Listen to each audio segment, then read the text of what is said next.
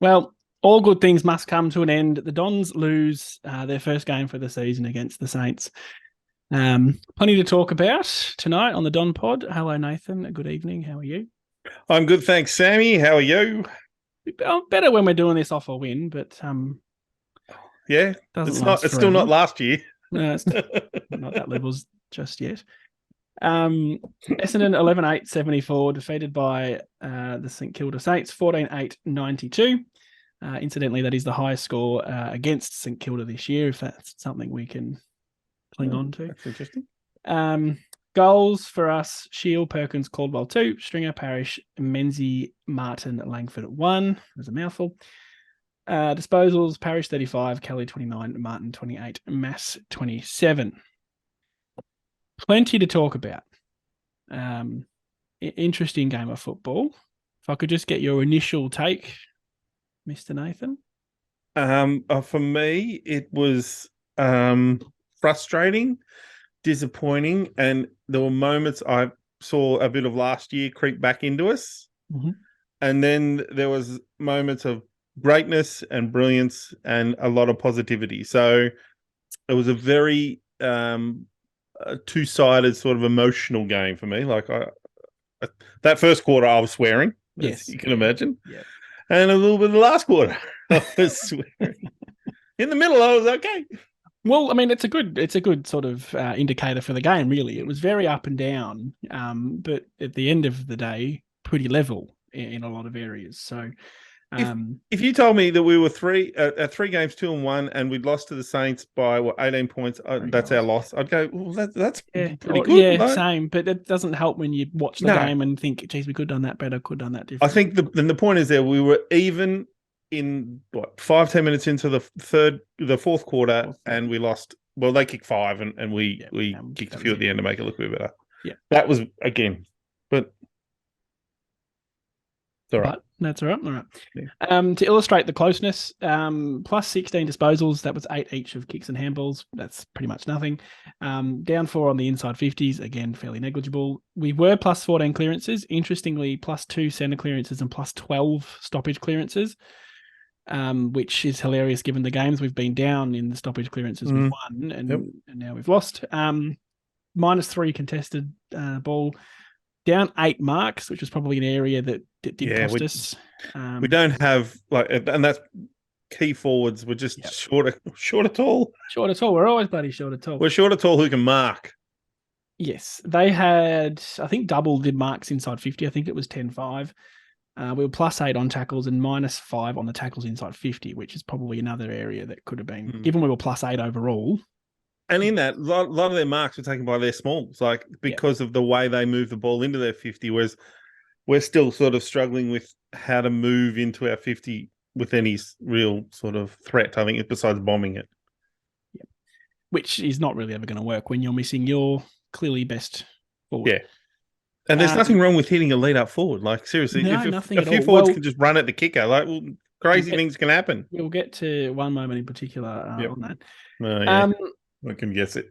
No, it's a good thing. It's a positive. All right.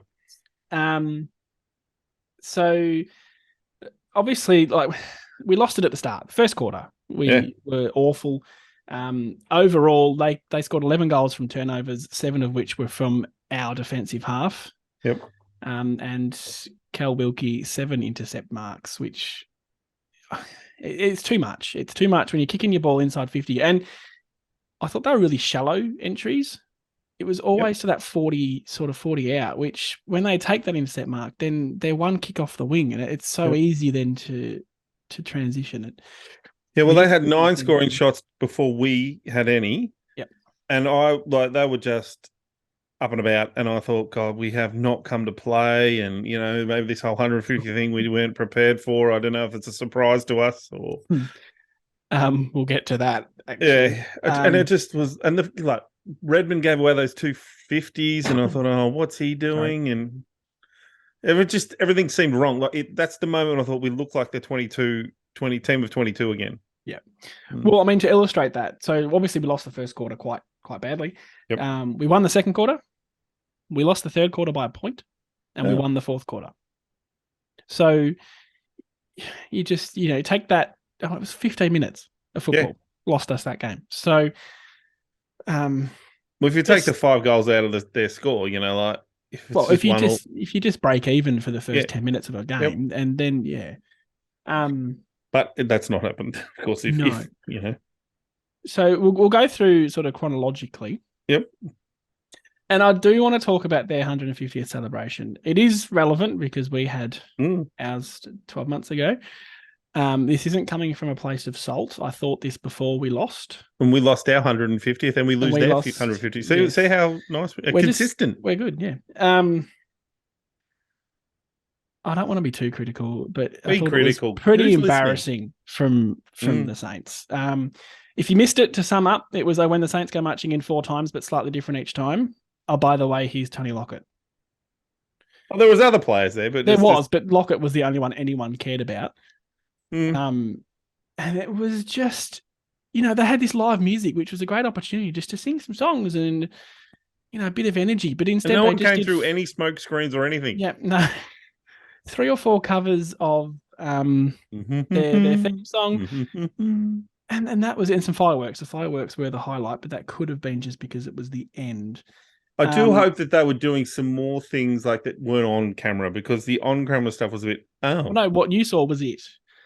Because the whole way, just some players stood around and went, hey, Tony Lockett, hey, we're give you hey, and they put up their arms. Yeah, that's me on this one. I do want to read out a quote from the MC, which I think was Hamish McLaughlin.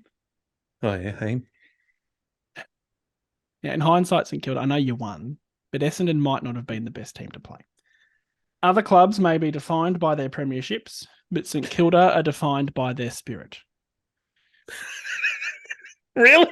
I didn't hear that. Verbatim. Well, pretty much. Defined by their spirit. So no, oh God, that's plus.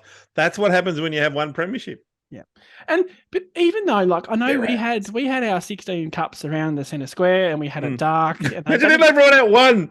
Well, that would have been quite cool. Chuck it in the centre circle, have it under lights.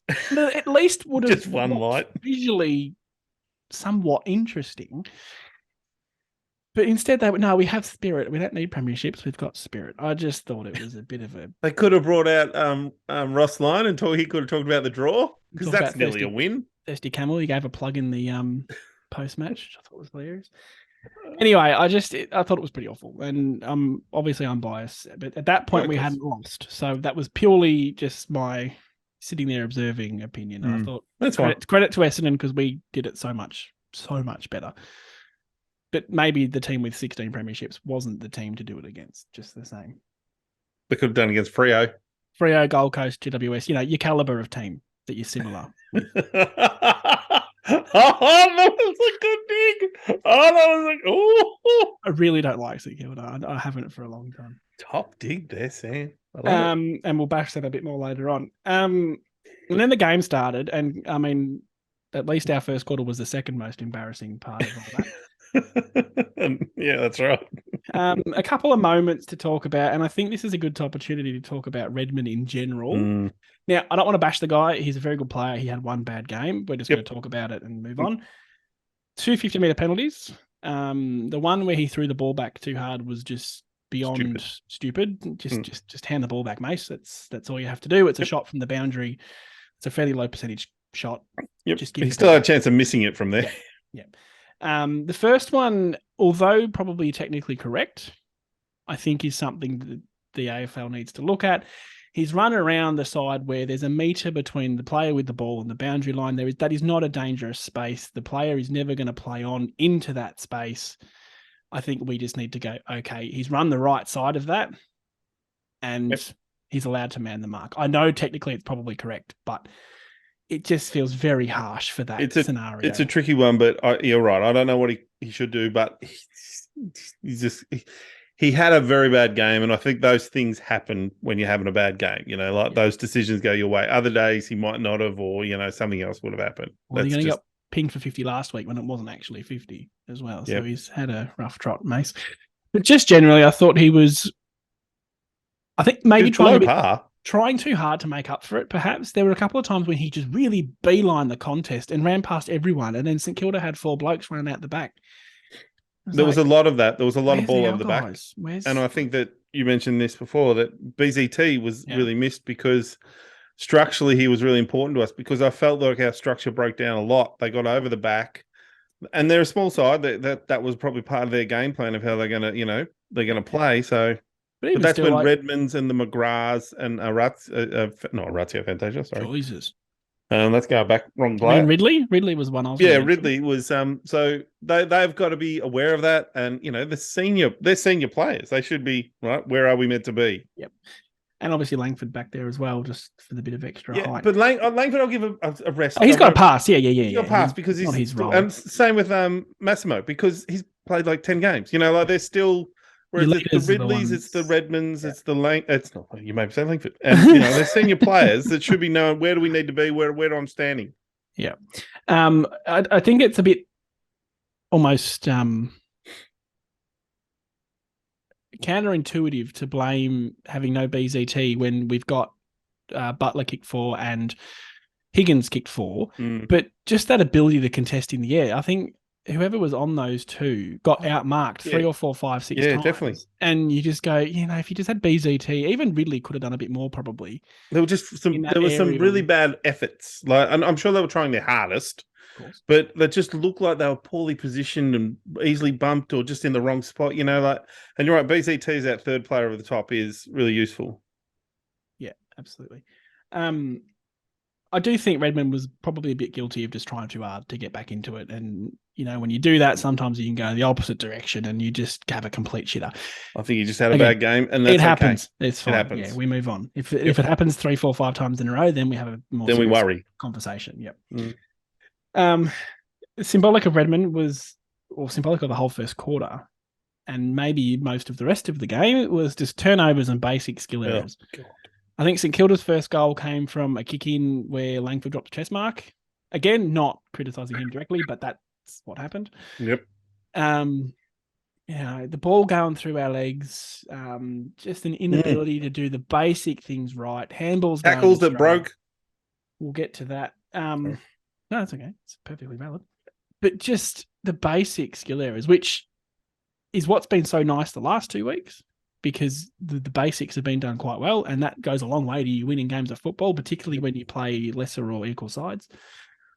But Jesus, it was raining a little bit when first bounce. It's just a bit sprinkly for the first little bit, but St Kilda didn't really have any of that sort of fumbly, really shocking possession, which is probably why they piled on 5 goals before we had a chance to blink. But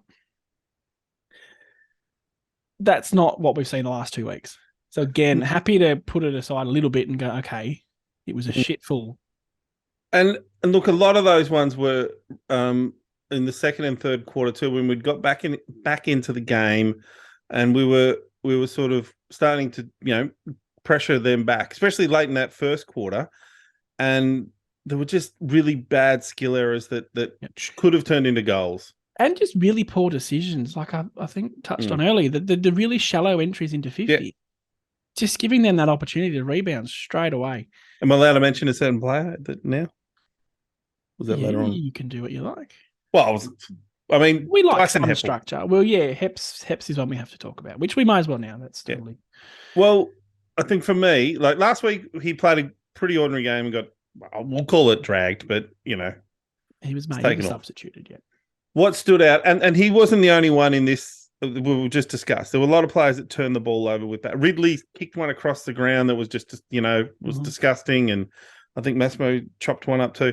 But it really looks like Heppel's days are cooked with the way he's trying to kick the ball. When he has to kick the ball 40 metres or plus, it just floats. It sits up in the air. Yeah. Yep. It barely spins right. It turns into a helicopter, and it's killing us. Yeah, there were a couple of kicks in a row he had on the members' side. Yep. One of which I want to excuse him for. I think it was the right kick. It was just our setup allowed St Kilda to have an uncontested mark. I don't think that was him specifically. Yep.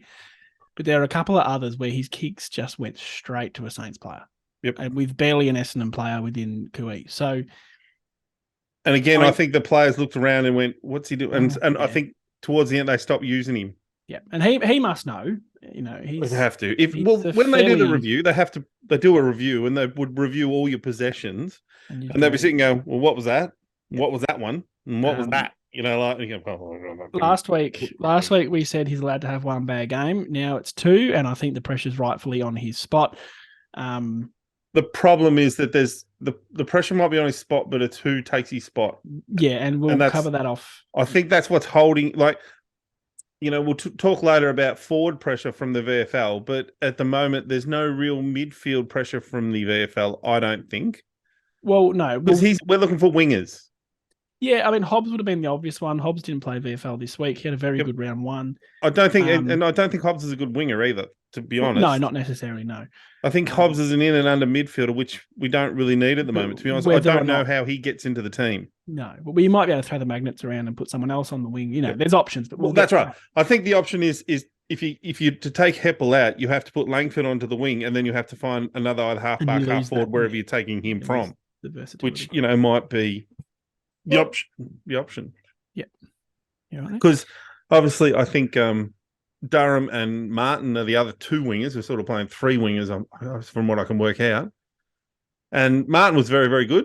Yep, Durham did a couple of things, but I still would like to see a bit more from him defensively, because I think he's our defensive winger, whereas Martin's our attacking winger. Attacking one, yep.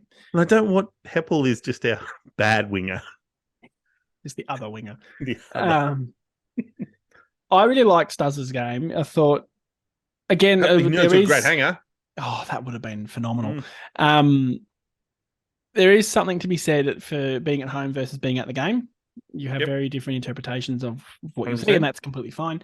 There was a smother he did on the members' wing right in front of the MCC where he dive across, and I was 60, 70 metres away, and the thud that made would have friggin' hurt. It was cold, it was miserable, and he still put his body on the line. And that's the sort of shit I want to see. No effort's the minimum expectation. We know that. But the problem I have with him and the other wingers is that the players, I thought they were really dominant for them. And like defenders, when we talk about guys kick 3 or 4 goals, Mason Wood and Bradley Hill chopped us up a lot. Yeah. And what were they? Wingers. And on a wing. Fair enough. Fair point. And well, look, it's all well and good, but your first job should be to also quell your man as well as get the footy. And if your man's chopping us up on the other side, then I don't know if you're having a good game. Yeah. That's fair enough. That's a good point. You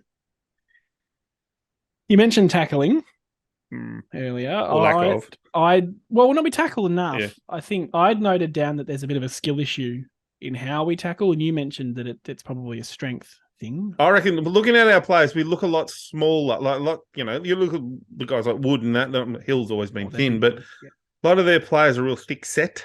Yeah. And you get into the midfields of Melbourne and that, and they're big bodies. I think our problem is, and it's obvious, we're young, that a lot of our players just aren't real big yet. Yeah, and my trigger for writing that down was that we seem to tackle, we get there enough, but just their opposition ability to still get a handball away. Yeah, and normally what that does as well, it takes 1 or 2 guys out of the play. Then exactly. So you're down on numbers when if the tackle had been a bit higher quality, if you've actually pinned an arm or whatever, one, you might get a free kick, which, you know, great, but 2, you get a stoppage.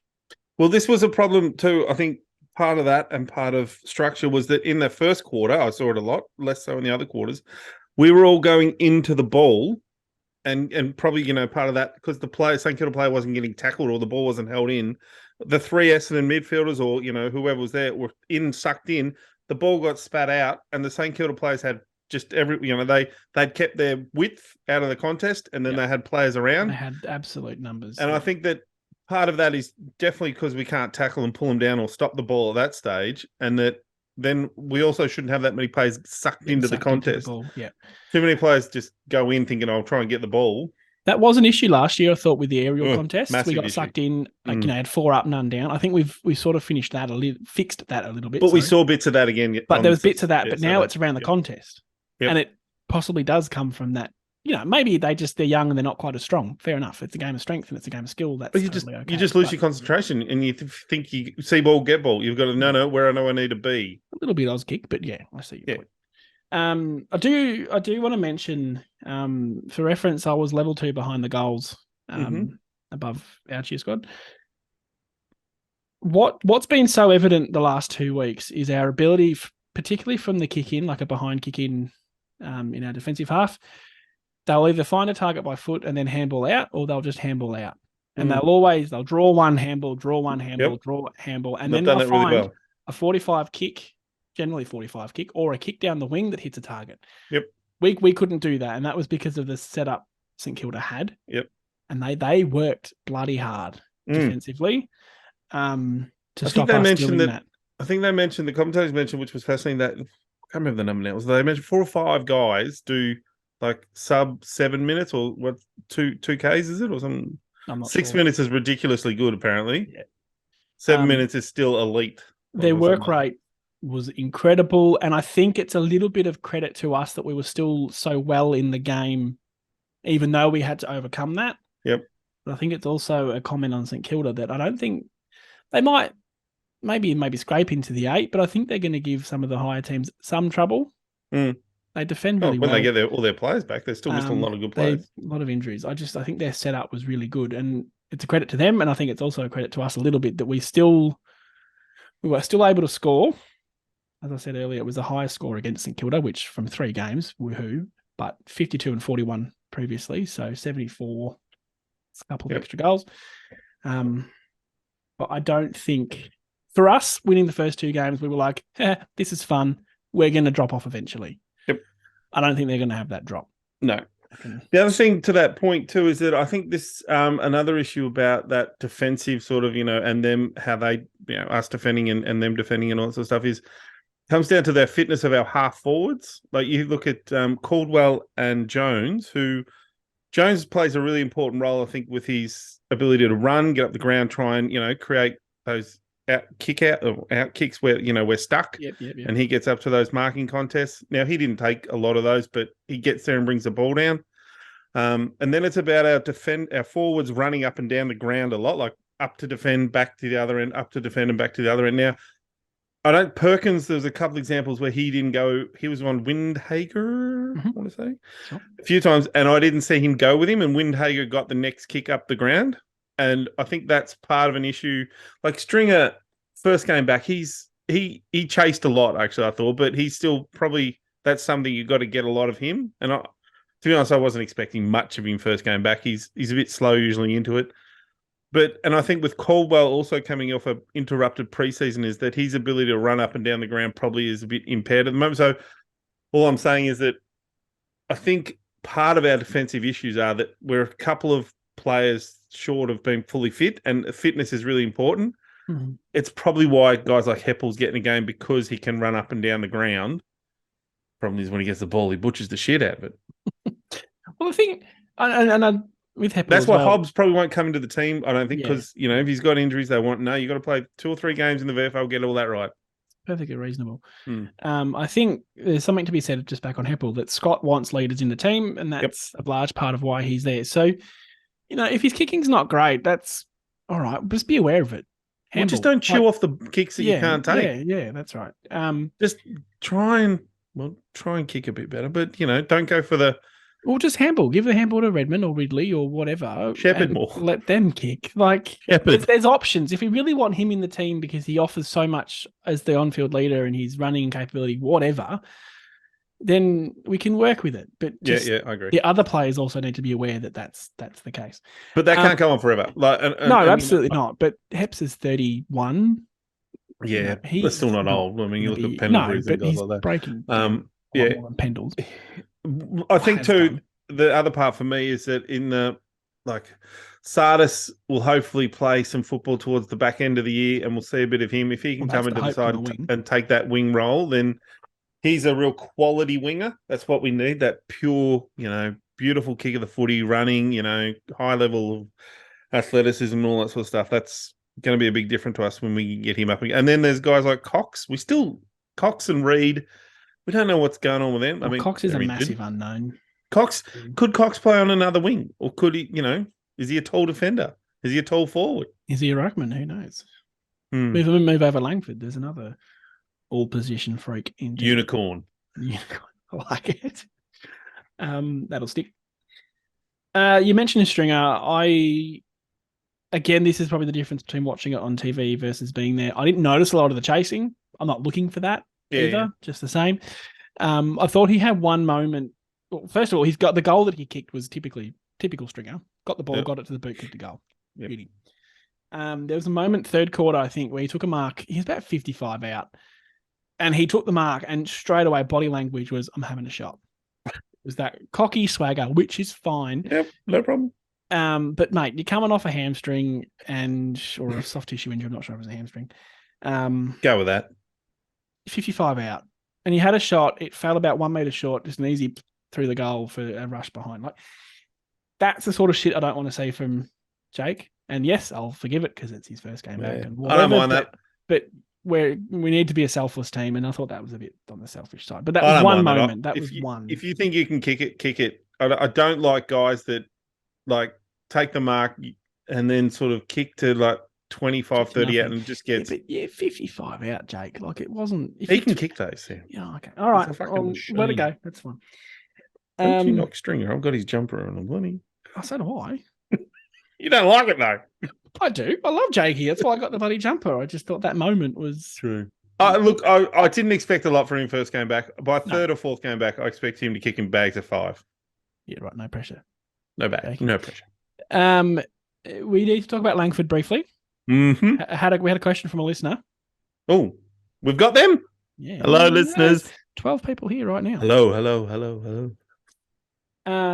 And the question was around the starting lineup, specifically how the team took to the field at the first bounce. Now, Brad Scott was asked about Parrish because he was off the field, and he basically said it's just there's not really thought about that much, to be honest. It's just someone's got to start off, someone's got to start on, whatever. The question was specifically around Langford, and he had such a good game up forward last week. Why was he in defence? And it's a perfectly valid question. And this is where us nuffies come in that listen to the press conferences and complete nuffies and idiots. Go, Sam. The game of football, that we can kind of explain what we think. He's Mr. Fix-It, essentially. Last week we needed a forward because we had Zerk Thatcher. We had a pretty much full complement of our defenders. We didn't really need him as that extra tall in defence, but we didn't have Wiedemann up forward, so we were lacking that 190 sort of 5-ish player as a tall forward. So Langers was able to go down and play that role. He's only like 192 or 93, but he's a taller option. He's a bit bigger body. He can take a mark. But Wiedemann came into the side, so that pushed him. That's where he was needed. Wiedemann's back this week. No BZT. So then Langford, all right, well, mate, you're 192 and we have a bit of we're short of tall in the defence. You're going to go play down there for us. And I think Scott chucked him forward in the last quarter. Yep. That was a good option when the game's in the balance and you need to kick a couple of goals. But Scott said he's going to play where we need him. Yep. And yes, 5 goals against Gold Coast was brilliant, but he was way more required as a defender. I think personally, I said this last week, that the Gold Coast goals that he kicked, probably anyone could have, like, he had a really good matchup. Like, the guy he was on was clearly bigger and stronger and better. Like, it just worked out. He had sometimes when players get a one-on-one that really works for them and the team looks for them more often, that was definitely going on in that game. And I think him going back is great. The next challenge now is, can he go back to the wing and kick Heppel out of that spot? Because, I mean, he uses the ball better. He can run up at the ground. He can be a defensive. Now we know he can be a defensive winger and leaving Martin to be more the attacking winger. So I reckon that might be his next move, is to back to the wing for a few weeks to put Heppel either to the sub or out of the team. Yeah. And that sort of illustrates the point. If that's where he's needed, that's where he's going to play. So on that, just quickly, what did you think of the decision to take Jones off and sub? Well, obviously Hine came in. I didn't think Hine had a particularly brilliant impact as a sub for a start. I think I saw him warming up and I figured he would be the sub. I went, yeah, okay, good option. I wonder if subs should be forwards. But Jones specifically, he had a pretty... He didn't have a great game. Yes, he's a role player and all that, but I think when the game's on the line again and you want to bring in that pace, normally it is a tool that makes way. and Wiedemann's the ruck. So I think strategically made sense, perhaps, but I think Jones is really valuable to the team. I mean, I understand if there's a condition issue, I think with Jones, he's still coming back from an interrupted preseason. So I think there's part of that. Yep.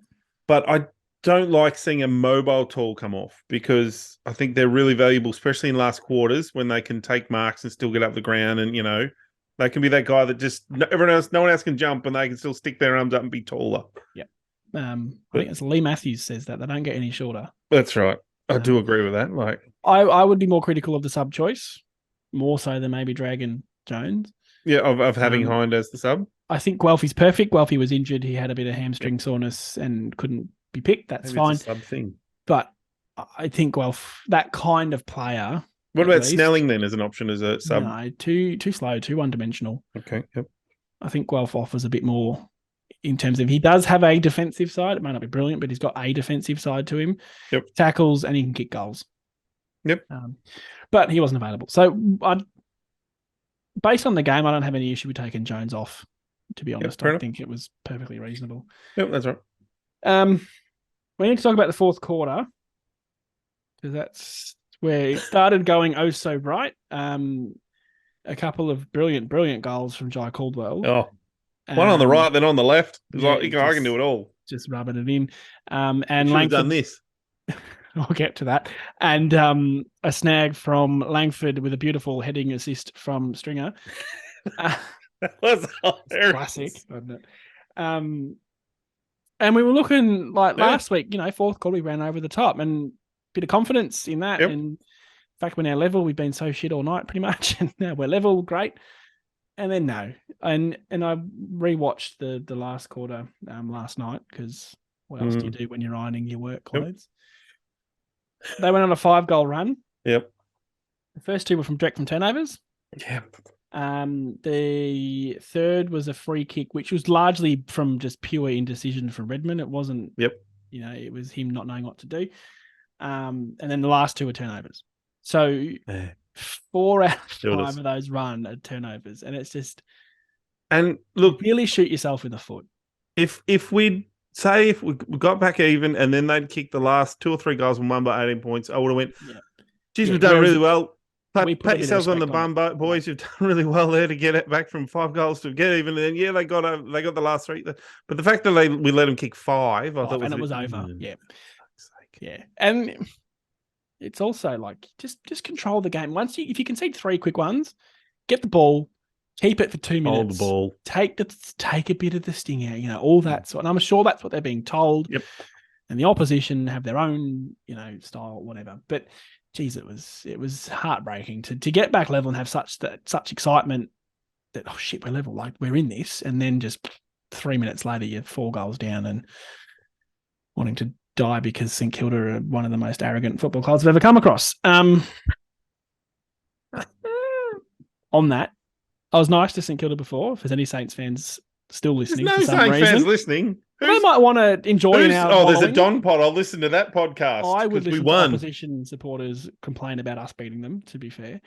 They are the most arrogant football club players, I'm talking here, without any foundation whatsoever for being. Yeah, I know. Do you remember a couple of years ago that video came out of that St Kilda guy watching the Essendon game and we won?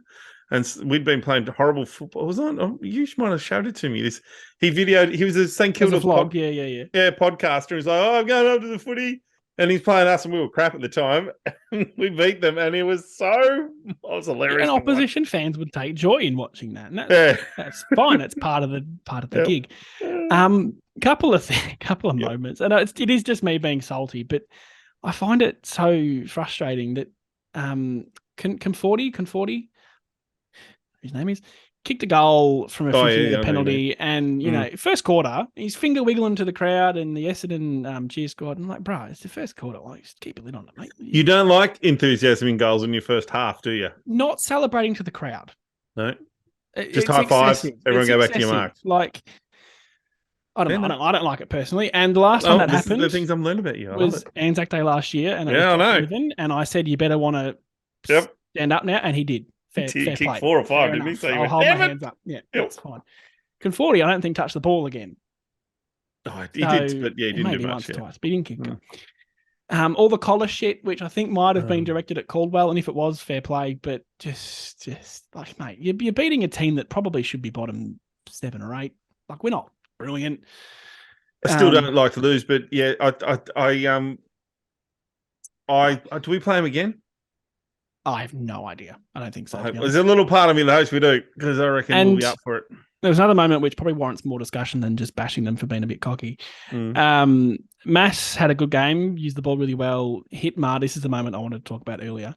Hit Mardo with a beautiful kick going inside 50. Mardo was running towards goal, and the kicks come in on that 40. Yeah, and slid on his knees. Yeah, gorgeous, just beautiful, pure kick. Anyway, Mass turned the ball over in our defensive 50, and Saints kicked a goal from it. And Butler's run up to him, and he's on the deck, Mass still. Butler's run up and giving him a shove on the ground. It's like, why? He's on the deck. Like, Anyway, it was good to see a couple of guys come and stand up for Mass. So that's always nice to see. But just no basis for this cocky shit. Like, you should be beating us, to be fair. This is interesting, Sam. It's really interesting from you. I'm really sensing it grinds my gears. It really does. I know. It's fine. Let it go. Let it go. I have. I just wanted to mention that there's no foundation for their arrogance. What have they done? No, and now they got Ross Lyon, so they're even. They will burn eventually. Did I have anything else? We were going to talk about umpiring in general. I think we kind of. You were going to talk about umpiring. I'm getting the shits with it. I think GWS had a very, very shocking decision against. I didn't like that decision at all. If you can't ask them, well, what's that for? There's that 50 against Redmond where I'm not really sure what else he's meant to do. He's made the right decision to go on the non-dangerous side. I don't think that's as bad, though. That's just... Again, in the rules, sure, but just too harsh a penalty for that. Like, if you cut on the inside, fine. He stopped a kick. But to go on the outside when he's a metre away from the boundary line... The one last week against Redmond was worse, personally, where he stepped. Because that's not actually a 50. Yeah, when that's not a 50. That one I can get really frustrated with. The Redmond one, that one you're talking about, it's like, but I don't know what the umpire can do. Like, he can't just say, come on, get out quickly, because Redmond wasn't in it, like he was trotting, like he wasn't trying to sprint out of the space. More a comment on the rules. Yeah.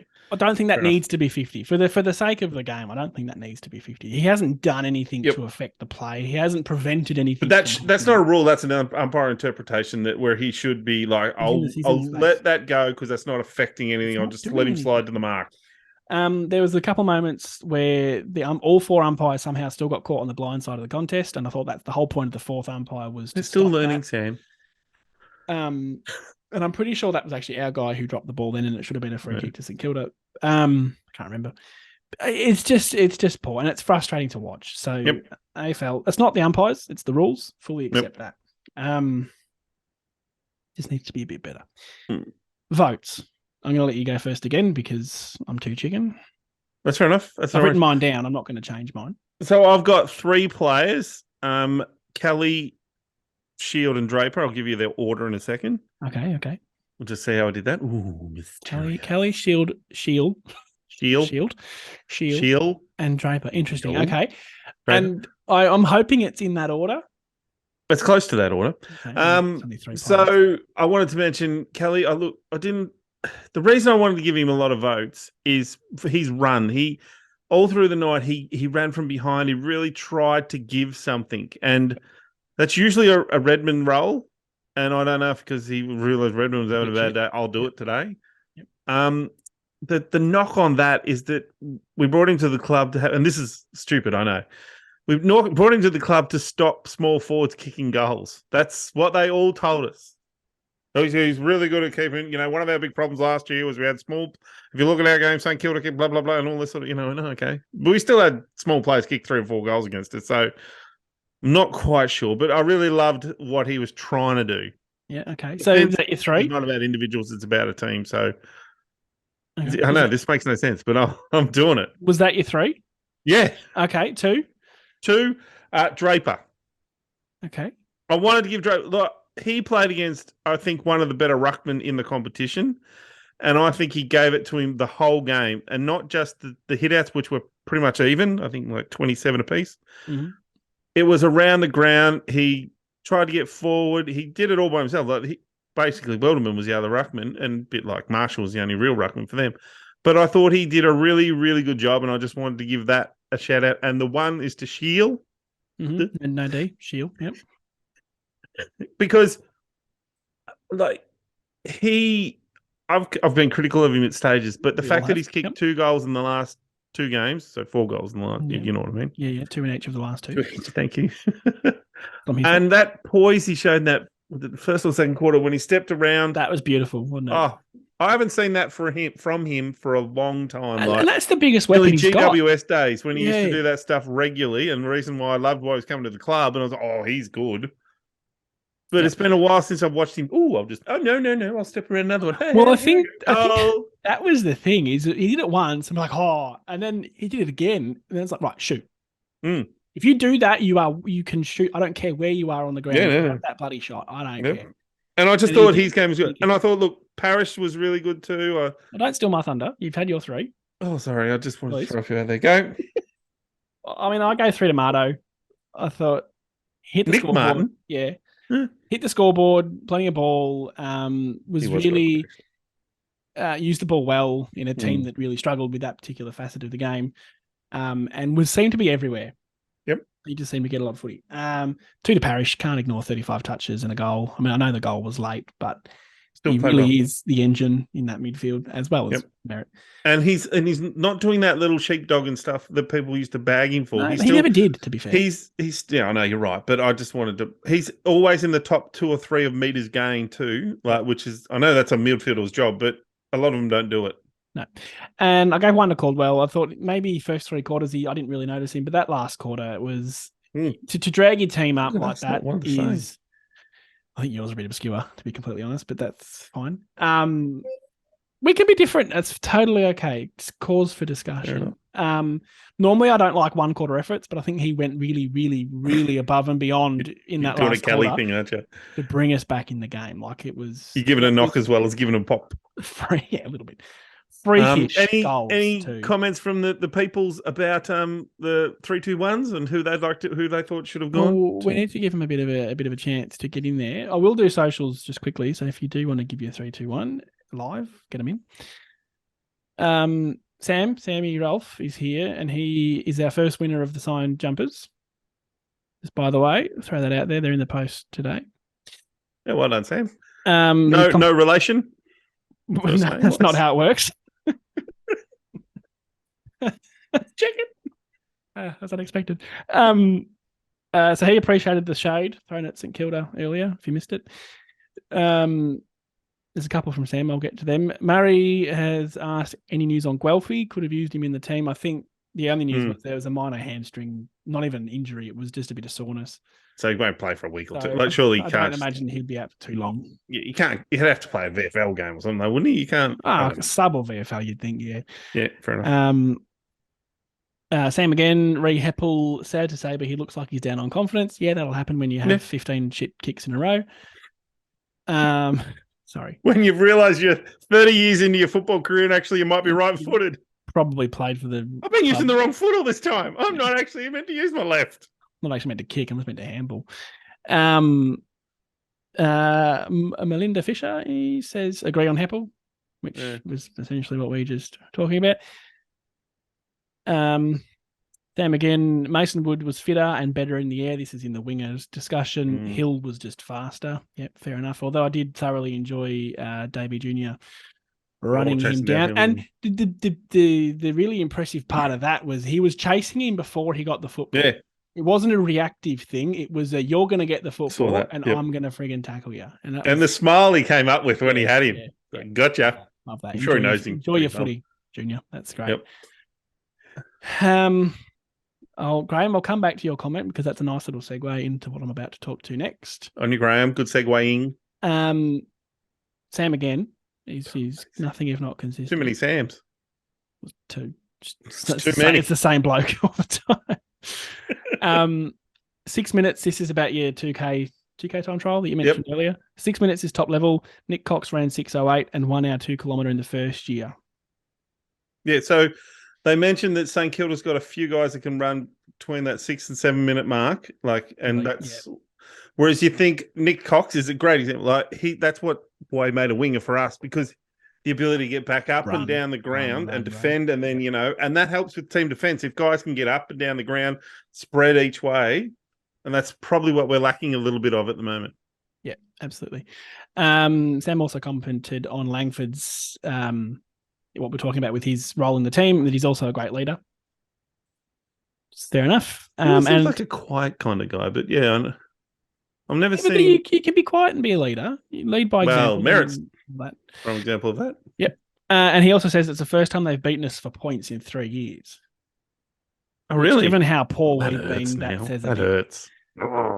And Jeffrey missed earlier. How did you see Redmond's game? I thought he looked lost. Yeah, I mean, we won't drag on too much because we've talked about it, but yeah, poor. Look, as we said, bad game. Put it behind you. Play better. Not a next bad week. player. Absolutely not a bad. Not player, a bad player. Just a bad game. Yeah. Whereas we're worried with Heppel that it's great clubman, great bloke, all those sort of things. I'm not knocking him as a person. I'm just saying maybe the game is... The clock's ticking. Clock's ticking, and it's ticking pretty fast, and that's a concern because we've got to find some replacements. Yeah. And lastly, Sam gave Parrish 3, Shield 2, and Mardo 1. Well, he was... I reckon that's perfect. Much closer to my 2 out of 3 for me. So fair enough. It's a Sam club. The Sam Union. Fair enough. Now, Graham's comment, to give me a nice little segue. Yep. Surely Voss has to come in. Cool.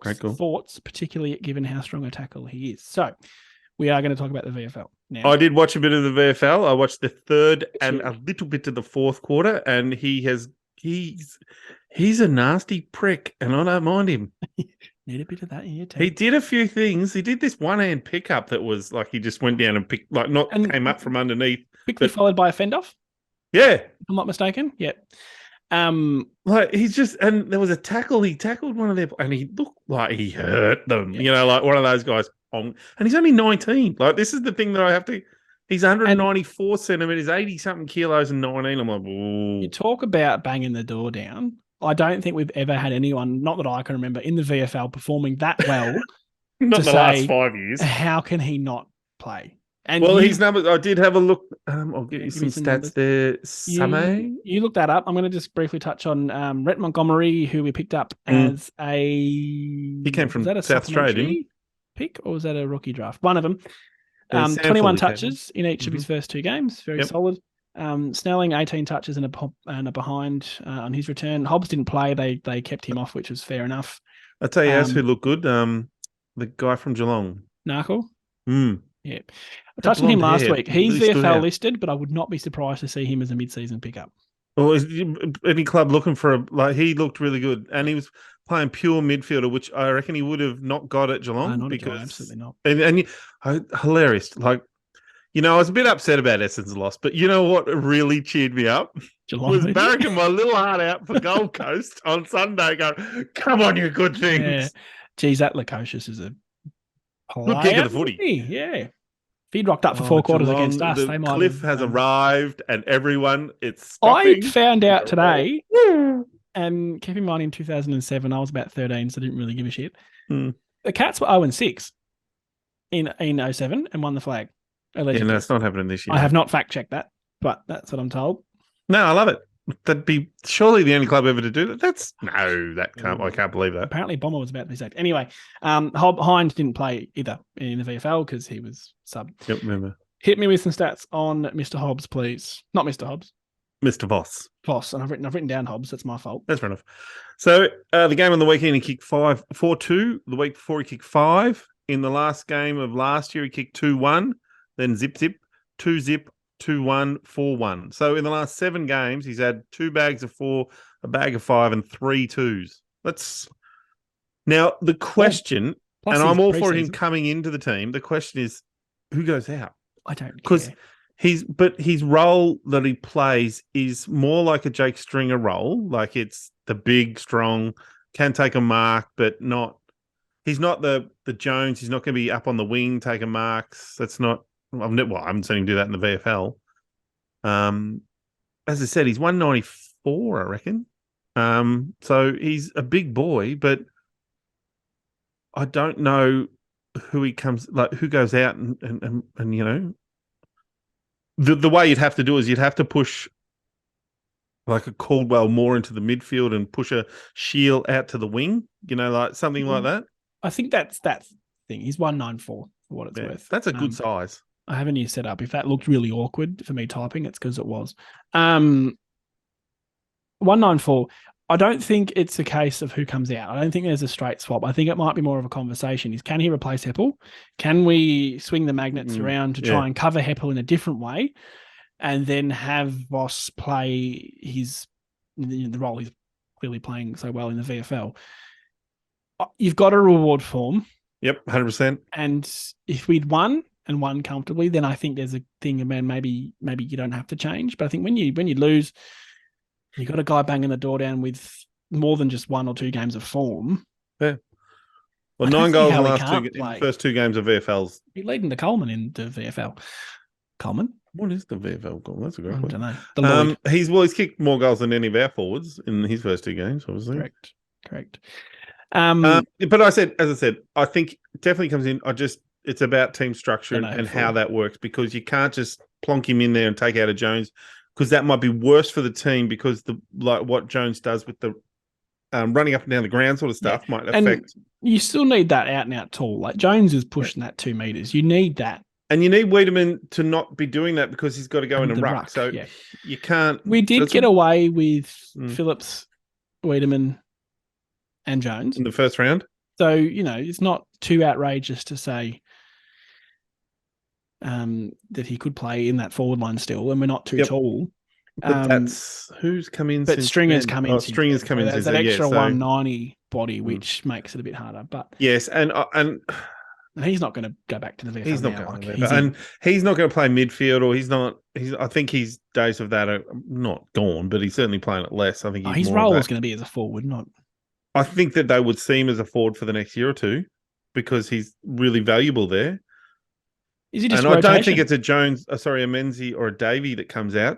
No, Davey I could forgive from just to manage him. Him and his workload. But again, that harassing and chasing, that's really valuable. And I don't know if Voss is going to bring that. But that same pace, and he's going to tackle, obviously. Anyway, it will be interesting, and I love a good segue. Next week, GWS 2:10 on Easter Sunday, another little Sunday game. Oh, that'd be good. My wife's away. Maybe some beers. Why don't you go? Huh? Why don't you go? I'll be home with the child. I'll see. You got children. Maybe. Okay. Yeah. That's a fair enough excuse. I'm going to Melbourne this week. That's enough for me. Oh, you are. You got a little concert. Going to see the Crows. Little Counting Crows concert. Little ladies band because you're old. 90s band. I don't know. 90s. Thank you. All right. Sorry. They're an interesting side in themselves. The Giants pushed Carlton, although Carlton were so inaccurate they could have won that by horrible game. I watched a bit of it and just fucking kick straight. Actually, I was on the train home with a Carlton supporter. Must have come back home from Sydney wearing all his clobber. Yep. Funny.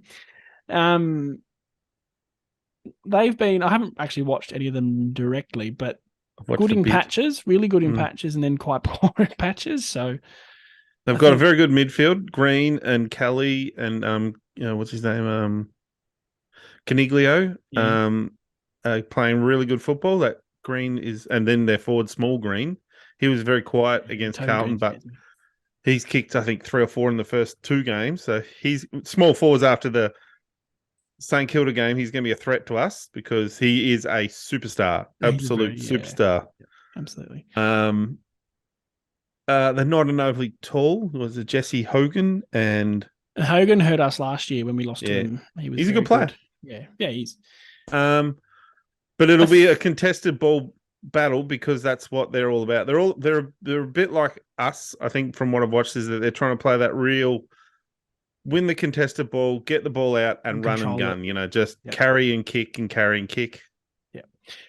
So. Under the roof, obviously at Marvel, pretty shocking weather on the weekend. So I think that'll help us because it's a home game for us. Is that our first home game? No, Gold Coast.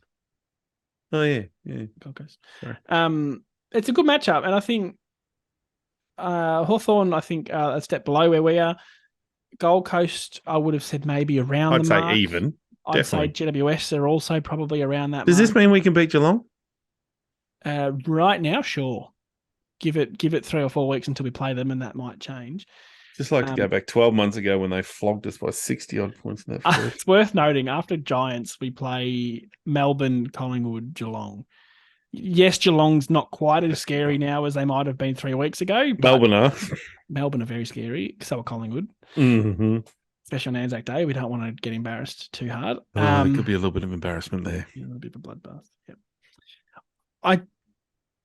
Yep. Anyway, we'll let's just try and get the GWS win in the bag, and then we can go, well, 3-1. 3-1, and then it can be 4-4, and we're fine. We'll still should be in front of Geelong. Yeah, absolutely. Yeah. Can I have a tip, please, for that game from you? I think I'm a bit more confident going into this game than I was the St Kilda game. GWS aren't playing their 150th. Barely playing their 10th. How many years have they been in the competition, actually? 2013, 2012, maybe. So yeah, something like that. Yeah, 10 wasn't bad. I'd say us by 22 points, and I'm really fascinated with Thursday night teams.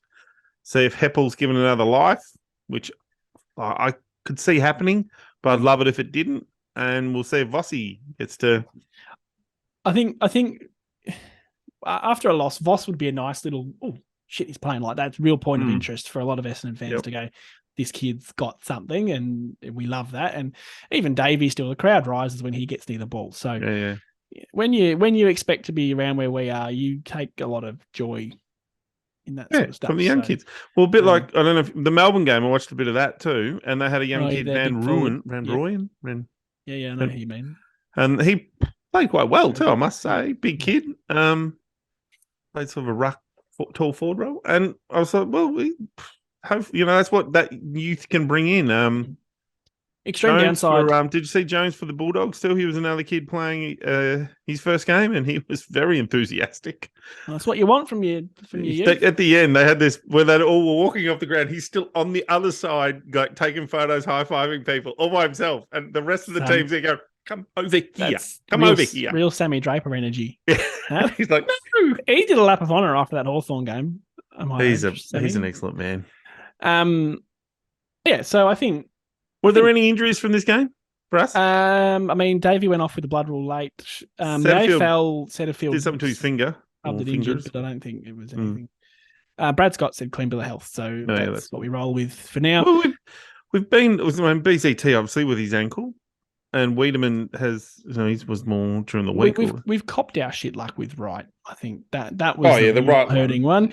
We probably got a bit of luck with BZT that wasn't more serious. Yep, definitely, because that would have been bookends. That would have been heartbreaking. I'm really keen to see where Reid and Cox and maybe later on in the season Sardis can get into this team and see what sort of they can do and how they can play. That's probably what I'm looking forward now to. Yeah. Who goes out, where our improvements are. Yeah. As they say, 1 week at a time. Yep. We'll jump. I mean, I'm firmly on the Voss bandwagon, and I'm sure I'm not alone on that particular bandwagon. No. But we'll see. In any case, I think that's a wrap for us tonight. It's been an hour. That's pretty good going. Sorry. Don't apologise. It's been this has been awesome. I'm pretty sure the St Kilda people would have left a while ago. Well, awesome numbers on the Facebook Live. If you didn't know, Glory and Fame Don Pod Facebook Live 7:30 Monday. It's been hovering around 12:15, which is very good. 1,000. Yeah, sure. We're big time. So if you are here listening, you've disappeared. If you are here listening, I was laughing. Thank you for being here. We really do love it, and love the comments and giving us another angle and giving us something else to talk about. It's really good. I think the comments are really important because we want to hear, like everything. You're sitting there talking to two people and you're just sort of saying possibly the same things, but it's great to hear other people's view. And what do I think of that? Yeah, fiercely independent, the Don Pod. Fiercely, we've got nothing to do with the Essendon Football Club, and they don't want anything to do with us. And they absolutely don't. It is us. None of the players know us. We don't know any of them. I'm not friends with anyone. Literally, no, we're not even friends. We just do a podcast. Yeah, we don't even talk. No, it works. This is it. This is the only time we talk. Yep. All right. Good wrap. And if you want to listen next week. Next week, yeah. Wherever you are listening, we do appreciate it. And we'll chat to you next week. Go Dons. Go Bombers.